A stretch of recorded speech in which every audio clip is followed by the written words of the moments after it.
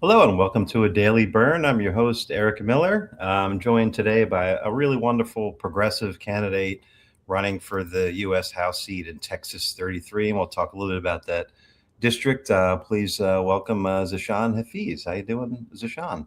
It's wonderful. Thank you so much for having me on the show. You guys have been doing some amazing work in progressive journalism and fighting the good fight for us on the media wave. So, really, really a pleasure and an honor to be on the show today. I appreciate that very much. Thank you so much, and thank you for stepping up and running. So the district that you're in, I do want to talk a little bit about the gerrymandering, but the district that you're in is currently rated, I think, D plus 19, and there's I don't know a ton about the candidate that's in the incumbent that's in there now, VZ, but there's a Democratic primary. March 3rd is the date of that. There's a couple sort of corporate Dems in there. So let's kind of start there, right? So why am I talking to you and not them? Well, interestingly enough, I think with the new demographics, because of the super racial gerrymandering and the combination of Democrats, this district was actually won by Kamala Harris by 32 points in 2024. So this is a super Democratic district. We have two of those now, 33 and 30 in the Dallas-Fort Worth area. I'm running no longer against Mark Vesey. Mark Vesey retired. He was an establishment Zionist Democrat. Now we're running against two establishment Democrats who are bought by the corporations. They're bought by the pro-Israel and AIPAC lobby. Both of them received a combined $700,000 from the pro-Israel lobby, and they continue to support the genocide in Gaza. One of them, Julie Johnson, who is currently in Congress in District 32, recently supported the bill that sent $3.3 billion more of our tax dollars to do that, and also took funding away from the ICC, the ICJ, from UNRWA, from women's reproductive rights. She's 100% rated on Emily's list, but she also, that same bill took away from women's reproductive rights here in America by stripping funding from some very critical programs. It was a really nasty MAGA bill that some of the Democrats signed on to. There's about 100 or so that did not, but a lot did. And I was disappointed, as always, to see so many people doing that. And that's who I'm up against. Julie Johnson, Colin Allred, two establishment Democrats who stand for basically the same thing, and we're fighting for a very bold, progressive future, not only for Dallas-Fort Worth but for America. Excellent. Let me ask a little bit about that AIPAC money, right? So I heard you say that previously. Between the two of them, like Allred took about over $500,000, almost 600 grand or something. And I just was like, just out of curiosity, looking at the district, how many people are in their district, and it's less than 800,000. So they almost took a dollar per, person in your district or whatever, right? So that's shocking, right? Yeah, they have 700,000 reasons not to support your interests and instead support the interests of a foreign government, which I think is unacceptable. You're here. A little bit more about them to come, but let me ask you a little bit about like your background. Tell me a little bit about your background professionally, politically. What led you to this point? What was your calling, I guess? Yeah, no, Eric. So my story begins my freshman year of college, and that's when I first got involved in politics. I wasn't really someone who got involved in politics. I was thrown into it. My freshman year of college was 2001. So you probably remember what happened in 2001. It was 9/11. I went from, being, making a lot of friends. My first year of college, it's supposed to be a great time of your life. And one day smiles turned to frowns, turned into apprehension, started being called a terrorist. I was the only Muslim student at my entire college. I was one of three Asians, one of five people of color at a very small liberal arts college. And unfortunately, I didn't really have much of a choice. I could either go to the sidelines or I could do something about it. So I actually got very involved. I got involved with the anti-war movement. I got involved with the Democratic Party, with the NAACP. With the NAACP, we actually formed Sarasota Openly Addresses Racism, an organization dedicated to ending racism across many different borders. I got involved in multi-faith work. I got involved in trying to build bridges instead of all the walls and hatred that was being created in our society. I helped form a gender and diversity center to build more diversity, equity, and inclusion across our campus. And I decided to study political science. And from there, I went to law school at Georgetown. And I decided I wanted to go to Georgetown, D.C., so that I could one day return to D.C. as a congressperson and work on policy. And my focus at Georgetown was on public policy. I worked at the Harrison Institute of Public Policy in Washington, D.C., where I worked with the AFL-CIO and the International Labor Organization to help develop policy to defend labor and labor rights and workers' rights. That was something I was very passionate about. I still remain very passionate about it. Amazing. Yeah. And that Now, was sort of continue. Yeah, continue. Sorry, I didn't mean to- no. That was sort of the starting point. And Eric, after that, I came back to Florida. I ran for the House back then, and then I met my wife. We got married. I decided to get my MBA. Got my MBA from the University of Virginia. I went into technology. For the last 10 years, I've worked in tech. I've worked at Microsoft, at Google, in the startup space for almost 5 years. And up until recently, I was a coach for my kids. I've been coaching at the YMCA for over 15 seasons. I was involved with the DFW Refugee Outreach Services, where I am their community outreach director, helping to guide work for refugees who have sort of been left to the side by Donald Trump recently, and providing them with resources so they can become a member of society. I've helped with other organizations like Helping Hand for Relief and Development, for Human Development Foundation. I've helped create sports organizations for both youth and others. I create a mentorship program called Career Network, which helps provide mentorship to early stage professionals in their careers. And then October 7th happened, and I think that's the second date that's very important in my timeline, Eric, and that sort of changed everything for me. I saw this genocide unveil and happen in front of my eyes every day. Innocent babies, children, and women being brutalized and being killed. And for me, it was unacceptable, and I felt like something had to be done. I tried to raise money for it, and our money got stuck in trucks outside of Gaza because they wouldn't let aid in because they were starving everyone. It was part of their tactics. I tried to protest, and I went to a lot of rallies, and nothing happened there. And I tried to get involved on social media, and that didn't do it. And then I went to my congressperson, Mark Vesey, and he said that Gaza was good for the economy. And at that point, I said, enough's enough. I decided to run against Mark Vesey. Then redistricting happened, of course, and now I'm running against Julie Johnson and Colin Allred. That was the starting point, but now it's a greater problem that we have in America, Eric, that I'm sure you're dealing with every day, which is the creeping towards authoritarianism, the attack on our civil liberties and our civil rights, and a man who wants to be a dictator for life, a man who wants to destroy the American democracy. And so I have a greater calling now, and it's not just about one issue. It's about making America better. And there's an affordability crisis at home while we're fighting wars in Venezuela and potentially Iran and other places, while we just forget the people at home, the working families who are struggling to survive. And I think that's the crisis that I'd like to focus in on. Yeah, here. Well said too. It's sort of I admire your stepping up and running. Of course, it's a disheartening time, because a lot of times when I would interview candidates in the past, I'm talking about aspirational things, Medicare for all, right, and what we're fighting for. But a lot of what we're talking about here is what we have to sort of take a defensive posture against, right? Obviously, you're running to get in that position, right? But but just as a progressive, you kind of tick all the boxes in terms of Green New Deal locally in Texas and nationally, Medicare for all, universal health care, and so forth, right? You're across the board in all of those progressive policies, correct? Absolutely. So our platform, which I'm very proud of, we have this card that has 10 core progressive issues that are core to our platform that are on every one of our palm cards. It starts with a $20 living wage. I think that's a very minimum living wage, given that the wage has not been increased in 17 years. And even $20 is, $40,000 a year if you just do just the base wage, which is not much in America. So I don't think that's unreasonable. Obviously, Medicare for all, universal health care coverage, free public education, kindergarten to university level. That means free public trade schools, free public colleges, free public universities. It should be free, just like in Europe.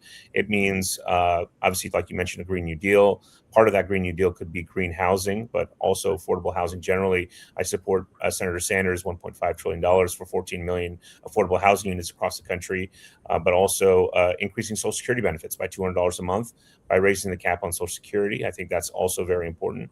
I think these are all domestic issues that we can focus on making our investments in America, instead of spending billions of our dollars to execute our own illegal foreign wars. I want to mention illegal because they do not have congressional approval, nor is there a clear and present threat to the United States for any of the wars that Donald Trump and his cronies are launching.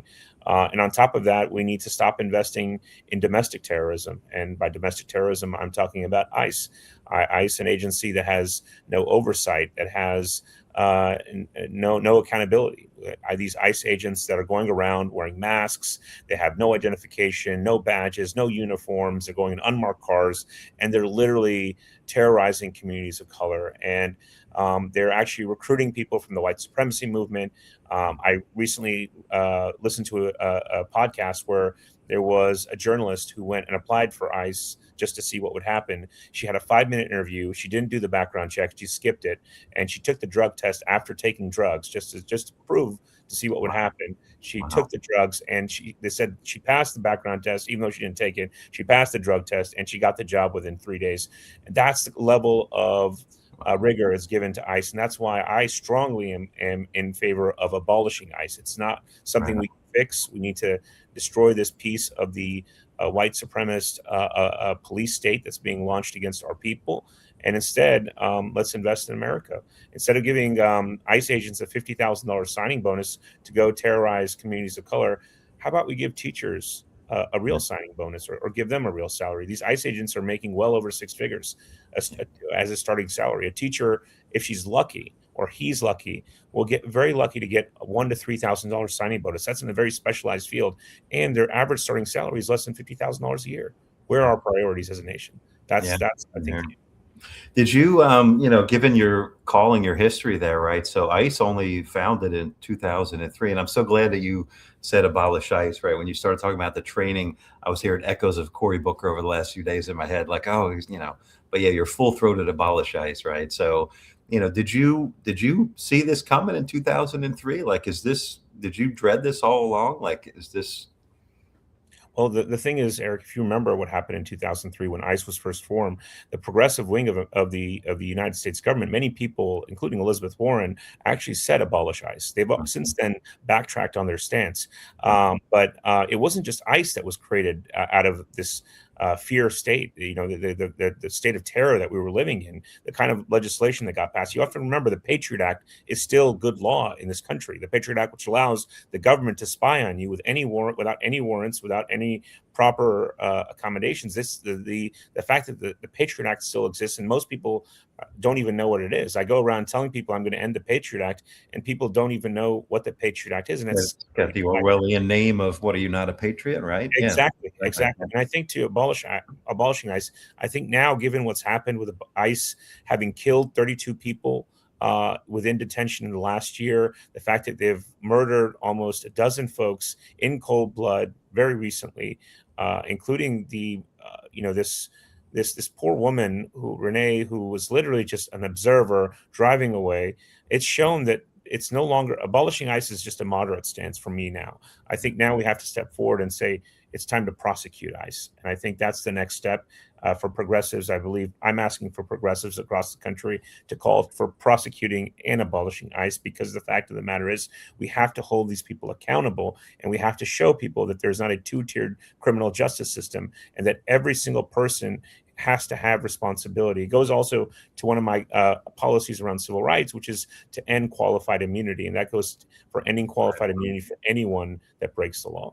Right on. I'm going to take a wild guess. Neither of your opponents in the Democratic primary support these awesome positions of yours. Well, you want to hear something interesting? We had created a palm card that was focusing on my 10 core progressive platforms that we had a very strong differentiation between us and Mark Vesey. Well, surprise, surprise, both Julie Johnson and Colin Allred, Colin was in Congress up until 2024 when he lost the Senate race, and Julie Johnson has been a one-term congressperson on all 10 issues, except for one, which Julie recently changed her position on. We are completely on the opposite side. And that one issue is actually Medicare for all. She has recently changed her position on Medicare for all. It was conveniently 2 days after filing against me as a progressive opponent. We're taking that as a victory for us. But the fact of the matter is, on almost everything else, we're on two different sides. The fact that Julie Johnson is making millions and millions of dollars on congressional stock trading and doing it unapologetically, while in office. I think it's corruption. I think this corruption that's at its core is not just a left or right issue. It's not a Democratic or Republican issue. I think it's an issue of politicians. And I think that's why we need less career politicians in office, and we need more statespeople, people that are publicly servant leader hearts, people that are going to go fight for the American people, and not just fight for the American people, but start fights for the American people. Here, here. And that's why I'm talking to you, my friend. So, if you are watching this and you recognize that neoliberalism and centralism, has led to sort of the fascist state we're in, more of the same is not going to change anything. We need guys like Zeeshan here. So your primary, once again, is March 3rd, and your website is zeeshanfortexas.com, right? I want to mention that throughout. So let me ask you a little bit about, your district specifically.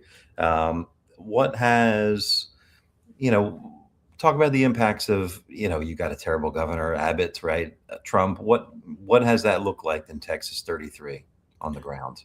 Well, here's the sad fact. So this district is actually a majority minority district. 78% of this district is minority, and 55% of the district is actually Hispanic.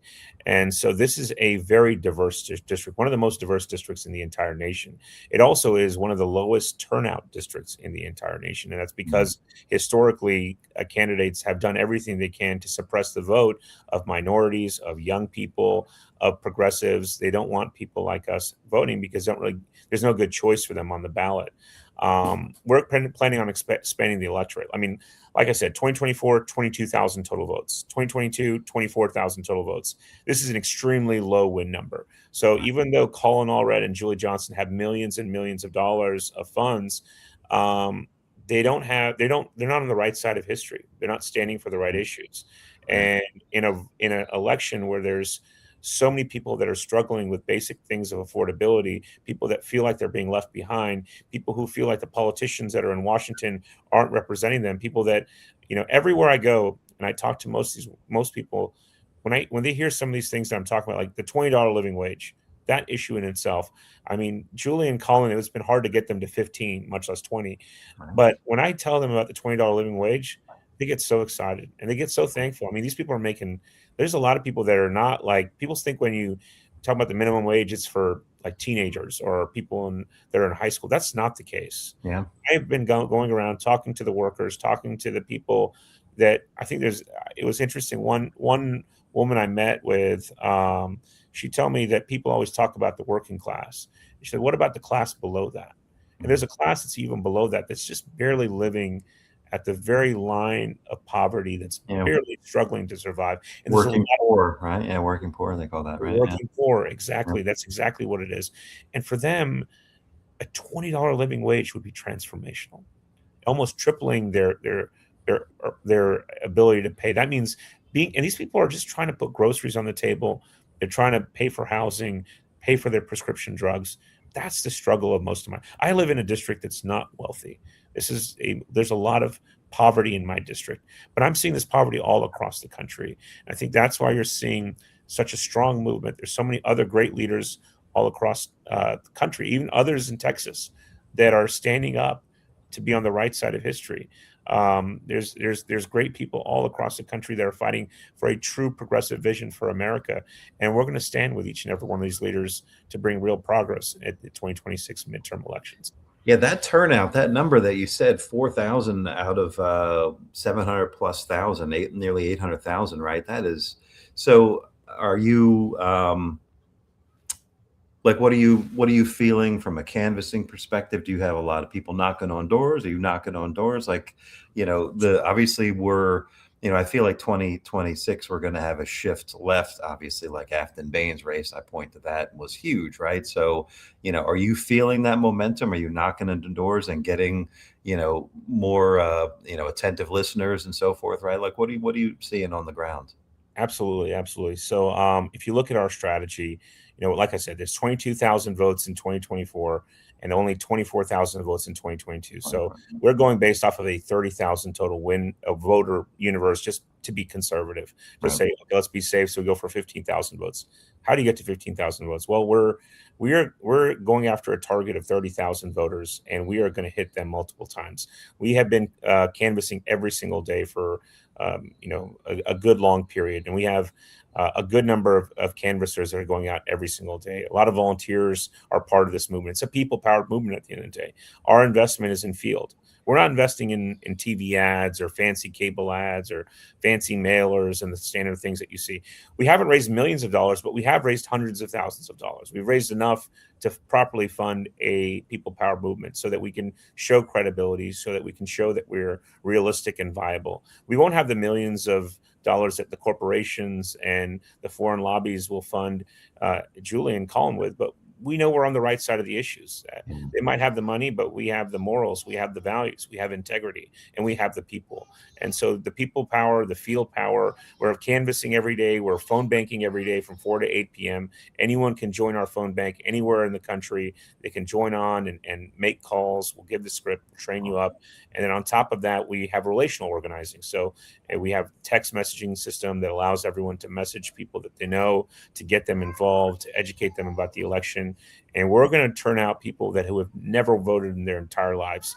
We are really trying to expand the electorate. Right now we're doing a major push to register new voters. We're making all of our staffers VDRs to get people to go out and expand the electorate. We want more people, especially progressives, to get registered, get motivated, get involved in the election. Given the median age in this district is under 35, this is a district that's very similar to what you saw in Zoran's case in New York, where people that are usually disaffected and disenfranchised finally find a reason to get mobilized and motivated because finally someone's speaking their language and speaking to them and speaking to the issues that matter. Here, here. Not only that, but like sort of normie Dems are shifting left, right? Yes. You would hope, right? So, yeah, that's amazing. So that's so inspiring to hear that, and that's how AOC had her upset back in the day. That's how Zoran did it, right? That's you inspire a large turnout, right? When Democrats turn out, they win, right? If Absolutely. Yeah. And what I'll say is this. I mean, Eric, to your point, what you just brought up, AOC took on, I think it was the second or third leading Democrat in Congress. I think he was in place to be the Speaker of the House at some point. Yeah. Zoran took down Bloomberg, or Zoran took down someone who was part of the multiple people actually that were part of the right. Yeah. Yeah, both of them were both major parts of the establishment with even though he had a lot of money, they had 10x that. They had the corporations on top of that. We're just taking on two establishment Democrats. They're not that special. Yes, they have name ID. Yes, they've been in Congress, but they're nowhere near these two figures that have been taken down by other progressive challengers. So we believe that if we put together the right team, by the way, we have an amazing team. That's the thing I'm proud of most. The one thing I learned in the startup space and working in big tech was that we need to focus on teams. I think more than a product is the people behind it. That the best companies, the best organizations are run by the best people. You look at sports teams, they have the best people, the best coaches, the best staff. You look at the best companies, it's the best people. It's not just the product, it's about the people that do it. And I'm very proud of the team that we've been able to assemble. It's a true people powered movement. And there's some really amazing folks that are going to help take us to the finish line. And it's a righteous campaign, right? So you're going to inspire people, and they're going to go out being inspired, and hopefully inspire others, right? That's how Zoran did it. That's how it works, right? So that's the whole point of public service, is earning votes, right? Here's what we're going to do for you, right? So, so you mentioned the phone banking. So it's ZeeshanForTexas.com. People can go there and sign up and donate and figure out how there's mechanisms on there to volunteer. Yes. Actually, if you go to ZeeshanForTexas.com right now, there's a button that comes on at the very top that says join.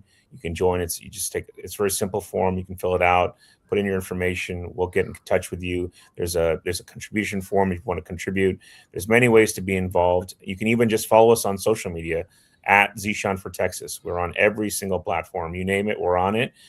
Just follow. The only thing where I think we're not on is Truth Social, but that's I wouldn't really call that a social media platform. I think that I call that an extension of the police state. But anyways, we're not on that unrealistic platform. But every other major social platform is at Zeeshan for Texas. You can follow us. You can help us amplify our content.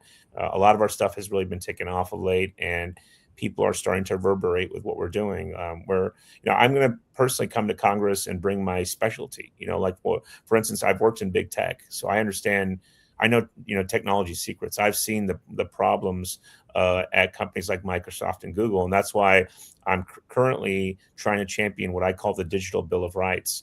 And what the Digital Bill of Rights does is it provides privacy protections to Americans. I don't know if you know or if you've heard of GDPR, but it's a European privacy protection law, which all companies, whenever, like when I was at Microsoft and Google, whenever we worked with companies that had business in Europe, we had to provide additional protections based off of the fact that every consumer and every individual in Europe gets greater protections due to GDPR. There is no parallel in the United States. There are no privacy protections for Americans from big tech. At the same time, there are no protections currently from AI that are established as part of law. And I think part of the reason why we don't have the proper protections against AI, against privacy, and other things is because people don't understand technology. Most Congress people, some of them might not even grown up in the age of where technology makes sense, so they don't have the expertise to actually understand how to do that. So that's why I'm advocating for the Digital Bill of Rights to provide protections for the American workers,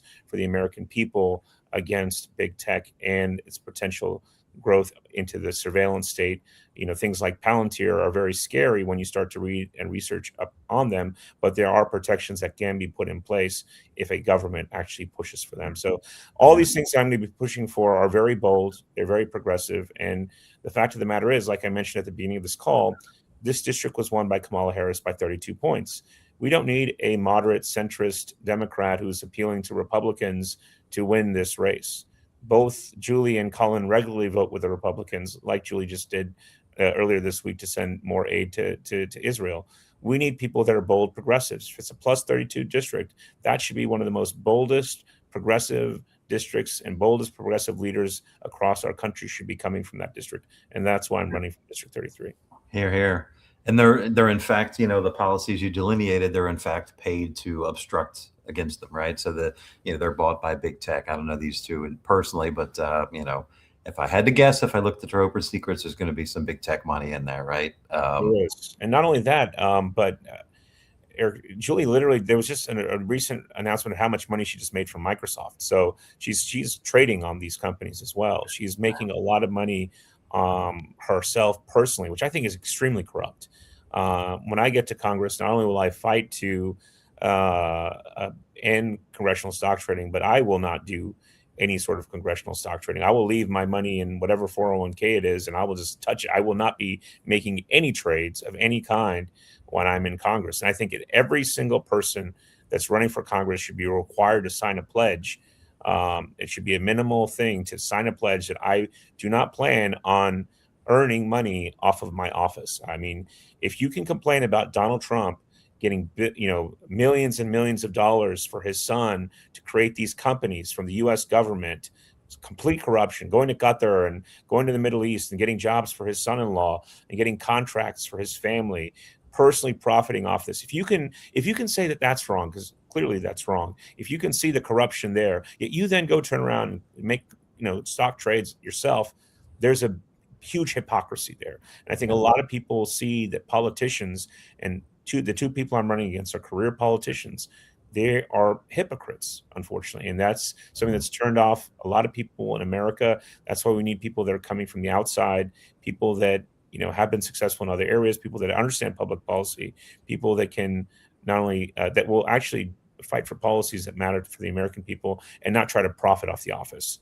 Yeah, and fresh blood. So on the technology front, the congressmen are aging out. You got the Jerry Nadlers and whatever, right? That we need someone who understands what they're actually voting on, right? Absolutely. Yeah. And to that point, there are realities that we have to deal with. In the AI economy, there are solutions. We can educate our workforce. We can set aside funds for people if they need additional education skills. Most people think that, I wouldn't say most people. There's a lot of people that think that people that are, that don't have jobs, that are struggling, that are, looking for welfare from support from the government, that they want to be in that position. Most of these people do not want to be in that position. Yeah. They want to work. They want to have an honest living, but they can't find it. And part of that is the fact that even education as it stands, normal education, has become so expensive in this country. And that's why I think we need to, if it's public education, it should be free. If you decide to go to Harvard, you should pay for it. That's your choice. Okay. Right. But if Right. you're going to, University of Texas, it should not cost you so much that you need to take out student loans and student debt and be in debt for the rest of your life. Yeah. Yeah. There's this trajectory of, Bernie in 2015 running on this progressive platform and sort of, popularizing it right after No Hope delivered in 2008 and beyond. Right. So, you know, uh, we're increasingly at a tipping point where this people centered policy has got to be resonating more and more as late stage capitalism oppresses us more and more, right? There's like this, there's this tipping point we must be at, right? So, hopefully on March 3rd in Texas 33, we'll see that, that tipping point flip there. Oh, Um, absolutely. And I yeah, personally, I've always been inspired by Bernie Sanders. I think back in 2015, I was very much involved in being an early supporter of his, and I have some old posts up on my page. If you guys go to my Facebook page, you can scroll down all the way to 2015, and you'll see quite a few posts about his policies. Back then, it was $15 that he was fighting for. right. I mean, if I looked at those 10 things that I had posted about back then, all 10 of them are important issues that we still need today. The Green New Deal that he fought for, the affordable housing, all these things that he's been fighting for many years, they're the things that the American people need. Yeah. We just need other progressive leaders in Congress, people of conscience, people with spines, people with backbones, people that aren't bought by corporations. That's why one of the other top 10 issues I forgot to mention, and you just reminded me right now, is that we need to overturn Citizens United.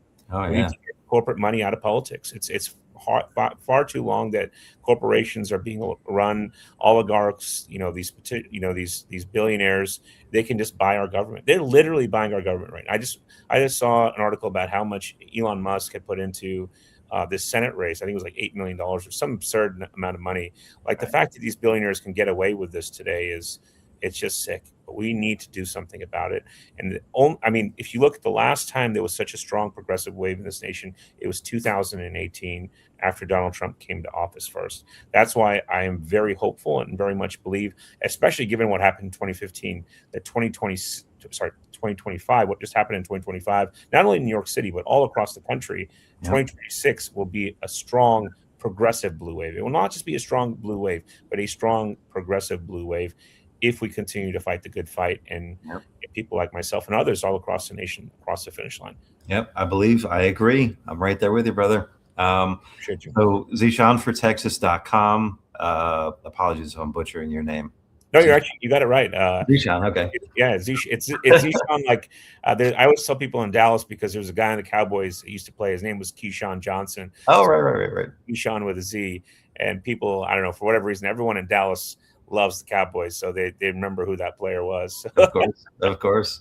So ZeeshanForTexas.com, right? People can sign up, phone bank, donate. It's a people power campaign. So $5, $10, $20 makes all the difference, right? That AIPAC money is insurmountable, right? So, let's help a brother out here, and let's try to let's not even flip this district. Let's try to flip it from a neoliberal centrist candidate to, a progressive representative, a public servant for the people. And I'll say one last thing about this. You just used a word I think that we need to make sure we clarify. I would not say it's insurmountable. I think that it can be beaten if we put the right effort in. And I think we're starting to see that. I think AIPAC is scared.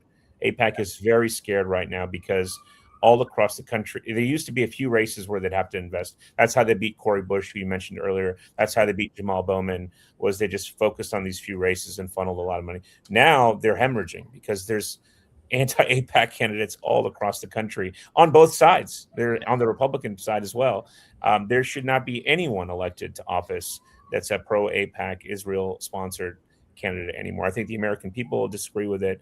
I think we can obviously overcome, but they're going to need at least 100x our resources if they're going to beat us. If we can at least get to within 10x, I think we can get there. But I think we're going to get even closer than 10x. But my point is, it's a people-powered movement. People power is stronger than money power. There's only so much money that can go into buying a vote. There's a diminishing law of returns. it's a term in economics, as you might know. I studied economics when I was in college. After a certain point, you're as much money as you spend, it can only have so much of an impact. And if you're putting all this money into a platform that has no issues, you keep mentioning my website, zeeshanfortexas.com. Why don't you go visit my opponent's website? Visit Colin Allred's website and see how many issues he talks about on his. He has 2 things on his site, and it's been the same way since he's launched his campaign. Donate to my campaign and volunteer. That's it. I don't even know if he has volunteer. He has a donation page on his campaign, and it has multiple pop-ups that come up. Julie Johnson, if you look at, she has this thing called Fact Checker. I've checked this for the last 3 months. There's nothing on that. It's a broken page. She doesn't talk about the issues. If you want to hear about where they stand, I actually have each of my policies, which I just talked about. I have a full detailed policy platform for each of them, an entire page that goes very in-depth on the policies, because as progressives, we win on the policies. And so I've gone very deep. I've also gone ahead, since Julie and Colin won't talk about their policies on their pages, I've gone ahead and put their policies on my page so that you can learn about what they stand for. And I'm sure after you've read what they stand for versus what I stand for, the vote will be very easy for you, and who you want to support will be very easy for you. You're here. So yeah, I encourage people to do that. That is a standing thing. Just anybody watching, if you go to a candidate's website and they don't have an issues page, it just means they're a corporate puppet, basically, right? So they're just going to rubber stamp whatever the companies, whatever their donors want them to do, right? So, so I'm glad you highlighted that. Anything else you want to hit on before we wrap? I just want to say that this is a defining moment in our nation's history. This is truly a defining moment in our nation's history. We have never creeped so close to authoritarianism as we are creeping towards it right now. Even after 9/11, there was a lot of bad things that happened, but George W. Bush was not trying to take over the country the way that Donald Trump is right now. Right. Donald Trump is taking advantage of all the laws that were passed after 9/11, and then he's passing his own things through Project 2025. This is a very serious situation. And I think that many years from now, you will be asked by your grandkids and your children, what did you do in 2025 and 2026 when this man, this basically tyrant, tried to take over and destroy the American democracy? What did you do? I know I will be able to give a solid answer no matter what happens, but I believe and hope, I believe that we have an opportunity. I believe that the people power can overcome what Donald Trump and his cronies want to do. I believe that we can overcome Project 2025, Project Esther, all these terrible projects by the extreme right wing of the Republican Party. And I say that for a very particular reason. It is the extreme right wing of the Republican Party, the worst of the worst, that are trying to destroy this nation and make it something that it's not supposed to be. They have forgotten what a democracy is. They forgot about civil rights. They've forgotten about civil liberties and our basic freedoms. And I implore anyone and everyone that is listening to this podcast today to continue to participate in our discussions, listen to this podcast, support this podcast, and support progressives all across the country. If you don't live in Dallas-Fort Worth, please go and canvass. If you cannot canvass, at least go to a demonstration. I'm going to a demonstration right now as soon as I get off the call with you to go protest against ICE downtown Dallas. There's demonstrations all across the country. But the only way we're going to show power and show meaningful change is if the people come out. The people can save the American democracy. This is an American republic that's run by the people.